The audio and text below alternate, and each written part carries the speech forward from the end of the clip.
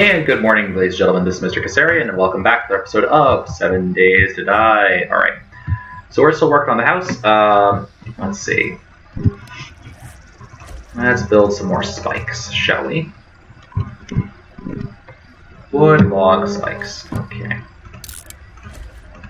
There we go. Ow. Yeah, the collision detection can be a little bit funky on occasion.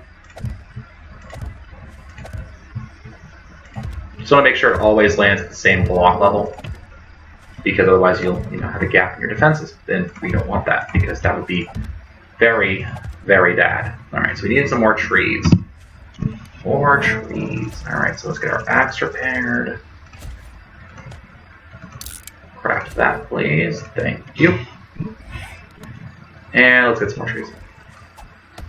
Now the side benefit of chopping down all these trees, by the way, is that we're going to get a fair amount of stuff, or we're going to get some nice open area.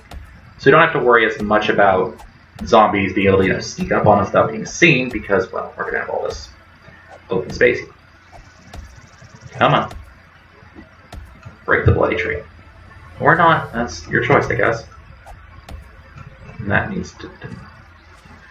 I thought that would be an insta-break, but it wasn't, so, alright. Pick up some goldenrod. That's just plant crap. We have some venison running over there. Alright, stamina's back on. Thank you.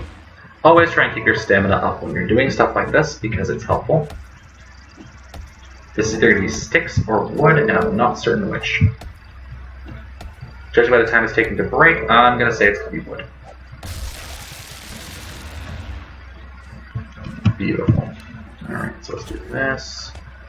Repairing these, make sure that your stamina stays up while you're working.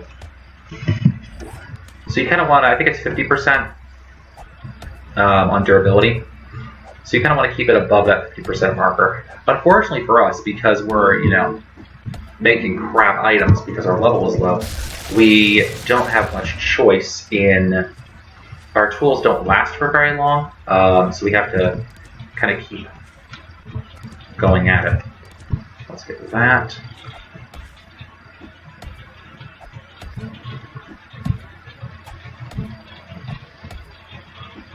And apologies if you can hear the rain. I'm actually recording in the glass conservatory in front of the little cabin that we're staying at for our timeshare.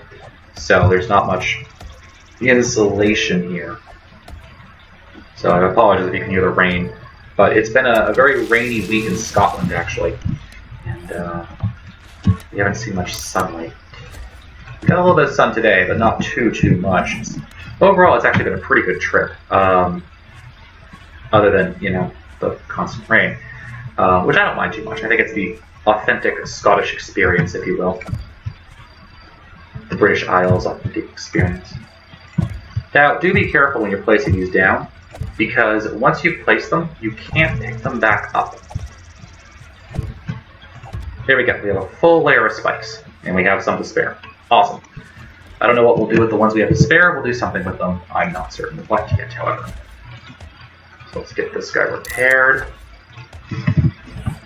And we are a little bit getting low on food now. Trees, more trees. Because I want to upgrade all of these, and then I want to also build some more frames up and around the house to work with. We'll knock these down. Boy, it really is raining out there now, isn't it? Again, apologies if you can hear it. Not much I can do about it. This is actually the only place in the apartment that I can actually bolt down my my recording stand and get to work. So, boy, now it really is raining. Yeah, there's only one place I can bolt my mic stand down because I use a standalone microphone. I don't have a headset, actually. I actually thought about purchasing a gaming headset before this trip, but I ended up just not getting around to doing it, so I ended up having to drag my entire kit and caboodle along with me, which isn't that bad. It actually isn't that heavy. The heaviest part of my entire assembly is actually my mic stand, my microphone itself. So it isn't too bad, all things considered. The stand is pretty light, and the pop filter I had was also pretty light. So all I really had to do was just make sure I brought my throw my microphone, which is pretty small, into my carry-on, where they don't really check the weight on most airlines, and take that way, which is a good way to do it. And for which I'm very glad they don't check the weight. I have to say, we flew British Air, I believe it was, on the way over. I wasn't overly impressed. They were on time-ish until we got to Heathrow for the transfer over to fly up to Glasgow International. And they were claiming weather delays, but the aircraft we were flying on, well, on the approach into Glasgow, I'm pretty certain lost it. One of its engines went out. And I'm actually relatively certain that the reason the flight was delayed in the first place was not because of weather, but because of mechanical difficulties. And the first flight we had a hydraulic leak in one of the slats, so that was a little fun. Yeah, so you could actually see where the hydraulic fluid was leaking from, and they deployed the brake slats during flight, probably, I assume, to check them. And you could actually see that one of the slats on the port side wing was not fully deploying. So, yeah, it was fun. That was a good time. That was good to see. I decided to not mention it to my mother until after we were safely on the tarmac, which I think was a wise decision. If you're ever flying and you know something like that, don't mention to people around you. Just keep your mouth shut until you're on the tarmac. Seriously, there's nothing you can actually do about it. There's nothing the flight crew can really do about it. So there's no point in freaking everyone else on your plane out until you're safely on the ground. And then you could say, oh, hey, did you notice the slat wasn't deploying? And your friends can go, no, I didn't. And then you look smart. So, hey. Instead of looking like a jerk who's flipping out everyone in the aircraft. I guarantee you the flight attendants will totally thank you if you make everyone wicked nervous in flight. That was sarcasm. That was incredible amounts of sarcasm. So yes, but overall it wasn't too bad. I mean, we ended up spending like an hour and so on, 2 hours, 3 hours almost, in Heathrow that we didn't need to, and that was irritating, because they wouldn't talk to you about anything. They wouldn't tell you what was going on. They wouldn't transfer you up to zombies left far. They wouldn't tell you what was going on. They wouldn't tell you what They didn't even tell us there was an earlier flight on the same run that we could have taken, or offered to transfer us to that flight, or explain that flight was full. They just kind of ignored us and were like, yeah, well, it'll kind of take care of itself, so whatever. And that, if anything was irritating, that was what was irritating. Which is my real gripe with how BA handled the whole thing. Not that there were issues. I get, it's an aircraft. There are going to be issues. You're going to have mechanical problems. You're going to have all sorts of stuff going on.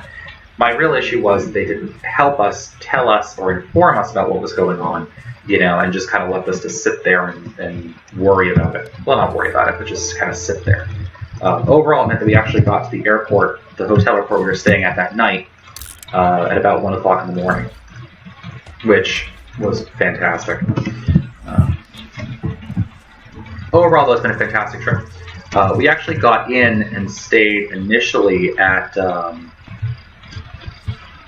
oh gosh, hold on, let me do this first. So this is, by the way, your easy way to flatten out the terrain. No, this isn't going to be a floor. This is just me flattening the terrain out so that it's nice and even for me as I'm moving around here. Right, that's a push. Thank you. So if you ever need to flatten terrain, this is like the best way to do it. Don't bother trying to pick everything up and move it around. Just do this.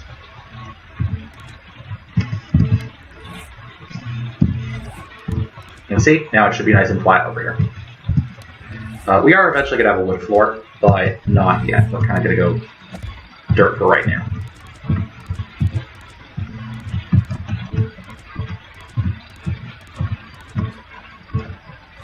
And we'll just pull these up. And we will leave one of them up in the corner so that I can actually get up here. See? Nice and easy. And we all are also going to want to have a roof on this place. Roofs are good. Roofs are good. We're going to have a roof on this place because of spider zombies. Alright? And spider zombies are not your friend. They are not cute like jumping spiders. They are very bad, very irritating things to deal with. Good, okay. So that's done. I wonder if I can put this open door. Pick up this wood frame. Ow. Yeah, I'm gonna do that every time I come through there. Now, can I put you down yet? Let me... Are these 2 high or 3 high?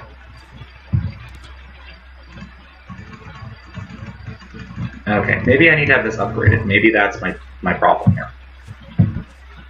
It could be that that has to be upgraded before I do anything. Actually, I think I remember that from when I was messing around with this earlier.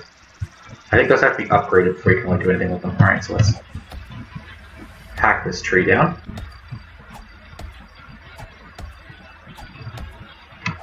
It's getting a little late. Food and water is running a little slim. That's unfortunate. I need to get like a cooking pot or even an empty tin can and a fire pit going.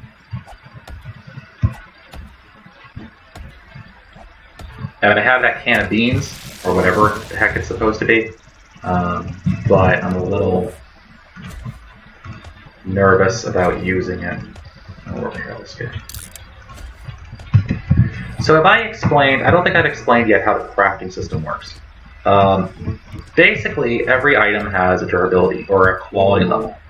And the higher your level, so basically what the game does is it takes your level, multiplies it by 10, I believe, multiplies it by 10, and then subtracts or adds up to 50. So it takes your level, multiplies it by 10. So our level right now is 5, so 50, all right? And then it either adds or subtracts up to 50. So it rolls a dice generates a random number between 1 and 50, and then adds or subtracts that, or between negative 50 and positive 50, and then adds that to what your level times 10 is. So right now we can make an item level between 0, which is the minimum, and 100. Because we are level 5 times 10 is 50, plus 50 will be 100, minus 50 would be 0. It can never go below 0, all right? And then that's what determines this here, where it says, let's see, quality 40, all right? So it's a quality 40 tool, okay? So that's kind of how you figure out what your quality tools are. Now, at 50, we have a chance, a better than even chance that we're going to produce a better item than that, the axe we have now. But honestly, I don't care. So we can go up to reinforced. You can see that. There's that reinforced wood. You can actually go up 1 level higher, but we're not going to bother with that right now. So let's flip this around. I still can't place it anywhere, which is irritating. So why don't we just start upgrading all this stuff? Ow, again, ow. Am I out of wood already? Yes, because I didn't, okay. Because I didn't turn these into planks, because I'm an idiot. Okay, there we go.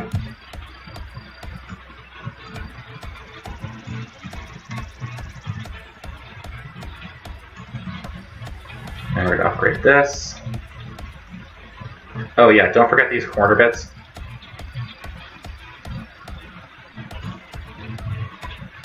Do-do-do-do-do. We're getting an actual house now. Yay! Easiest way to get the corner is just a pole. Now these can be upgraded more, alright, but we actually need scrap iron to do that. We don't have any scrap iron right now. Or we could get some, but it's really not worth it. Because we don't really have enough scrap iron to make it worth ripping the whole thing apart and, you know, upgrading everything. And most of this can be upgraded from the inside. Alright, so we'll go boom, boom, boom. And we're going to start on this side now. Now do remember that you do have the sort of structural collapse system in this game, so that's something to watch out for. Now we're basically building a pretty standard box here, so we're not really going to have to worry about it that much. Alright, can I put this down yet? Haha, there we go. Okay, I don't know, it must need upgraded sides as well, I guess, so. We can upgrade the door. We need metal to go higher on that upgrade level. There we go. So we're upgrading all of this. And we're actually going to have another level with the roof on it.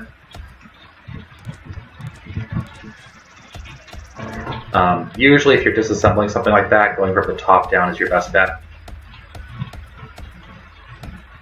So now I'm going to feel much safer about myself, because we're actually going to have, you know, a house with actual walls around it. How much have I burned through? Okay, 114.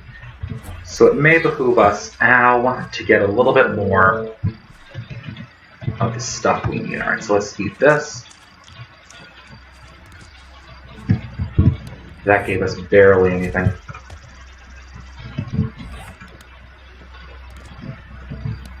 Oh, I did get an empty can. Okay, that's good, that's good, that's good, that's good. So what we'll do then is, let's go over to the river. We'll take our empty can here, and we're going to fill this by the river. Alright. And actually, before we do that, let's get this guy out. Let's repair him. And we haven't been killing many zombies yet, so we're not that high level. But it's still, you know, we're still doing things.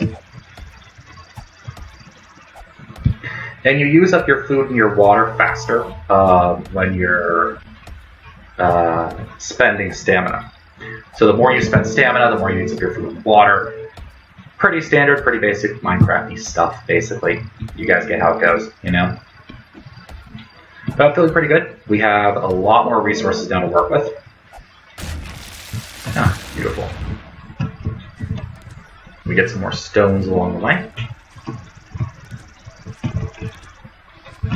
And what we're going to do is we're going to right-click up the water. It looks like you're drinking it, but what it actually does is it fills up this can with a can of murky water. Okay? And so, my stamina is pretty good. You do not want to drink murky water, alright? You will get dysentery, and unless you have vitamins on you, you will die. Okay? So don't do it. Seriously, don't do it. Boy, that rain is good. Alright. So, let's see. Anything else around us? Doesn't look like it. Looks like we're doing pretty good. Whenever you're chopping down trees or anything, just keep an eye on the water. Or just keep an eye on whether there are any zombies about. Because, you know, they like to sneak up on you because they're zombies.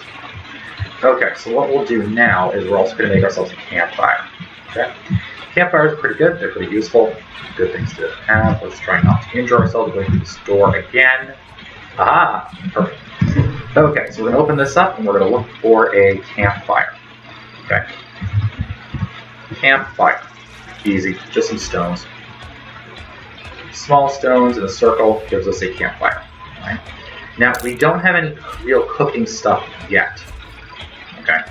We don't have anything really good we can cook with. But what we can do is we can put this campfire down right there, open it up, and for our cookware, we just put in a steak. Alright, so we put the boiled water in, time is 20 seconds. What's the burn time on this? 12 seconds versus 4 seconds. Okay, so we can put it in. Nope, I didn't want that many. There we go, and oh, I forgot to hit the cook button. Of course, I forgot to hit the cook button. No, we'll pull that out, we'll put our piece of wood in. Never forget to hit that cook button. It's pretty good to remember to hit that. And that'll give us some more water we can drink. This is kind of the early way to do it before you actually have a cooking pot. Once you have the cooking pot, we can take these empty jars we get back, and we can actually turn them back into good stuff. Alright, so let's go. Oops, that's not what I wanted. And get stuck.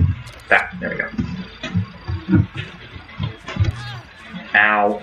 Alright, so can I run back here? Yes, I can. I can get back here. So what we're just going to do is we're going to fill up our empty can one more time. Just so we can cook some more stuff up. Alright.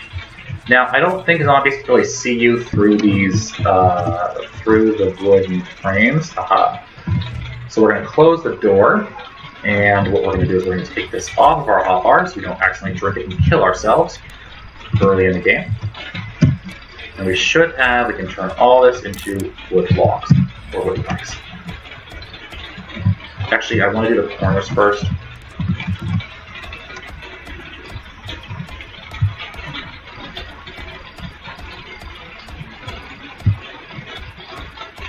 because I won't be able to get at these later during the night.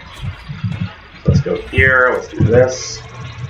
It would be great if they already had the weather system added to 7 Days to Die, so it would be raining in the game while it's raining outside night, and you hear the rain effects. Yeah, that'd be nice. Unfortunately, they have not added that yet. So there are better upgrade tools available than the one I'm using right now for construction. It's the claw hammer, it's the repair tool, claw hammer, and then the nail gun. Unfortunately, I don't. For heaven's sakes, will you stop doing that?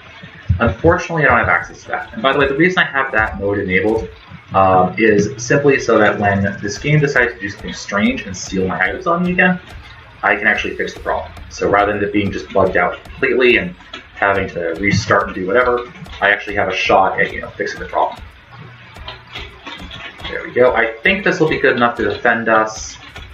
I think I can keep working in here at night. I really need to get a cooking pot though, because I can't really do anything else until I get a cooking pot. I can't make any more torches, I can't do anything like that until I get a cooking pot. But what I can do... Actually, what I can do right now is I can go into here and look up a hatch. Wooden hatch. Thank you. And I can craft one of those. And I can put that right there. Facing kind of the wrong way, but okay. So that at least gives me something I can retreat down into if I need to. But as you can see, this is just going to be us upgrading. And we're not using up that much stamina, so we're not using up that much foodstuffs. So that's always good to see. Yep, and we're now getting into nighttime. I have 2 more walls to finish up working on. And I'm actually just going to do the bottom levels, the bottom 2 levels, which are the ones that are about my height. And I'm hoping, however, that we've cleared out enough of the zombies around here that it won't be an issue.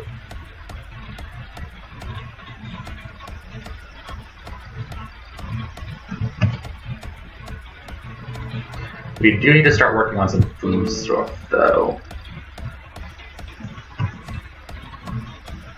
Unfortunately, most of the weapons we need to get our hands on...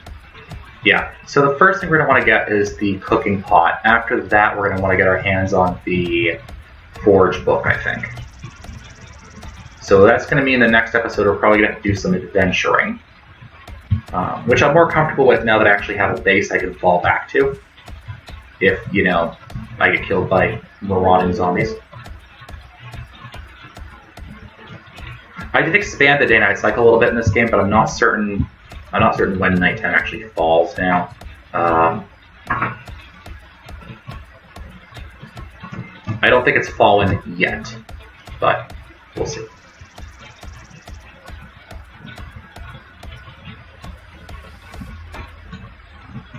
And I want to finish this stuff up now. If we get spider zombies, I'm still screwed, because they can actually come up and over these walls up until I get a roof put on this place.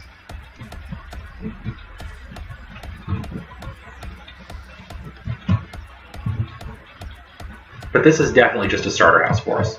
We're going to expand it, we're going to make it bigger, we're going to have better, better walls. This maybe end up becoming kind of the living keep area of the castle. We'll see. That kind of depends. Okay, there we go. So we now have a nice living space for us. It is 7:30 at night. So that's that. And yeah, so this is looking pretty good. We're going to go one more level up, so let's get some more frames. Wood frame. We can get 13 more. That's not too bad. That gives us a total of 50. And so what we're going to do, 1, 2, here we go.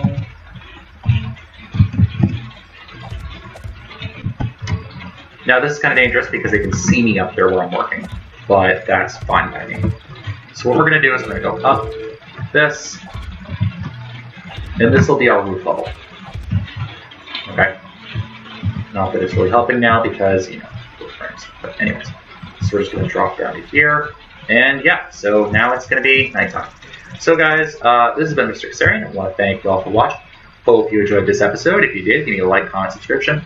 Once again, I'm still in Scotland, so I apologize if the audio quality isn't quite up to my normal standards. But yes, anyways, thank you so much for watching. This has been Mr. Kasarian. Stay safe and happy hunting, guys.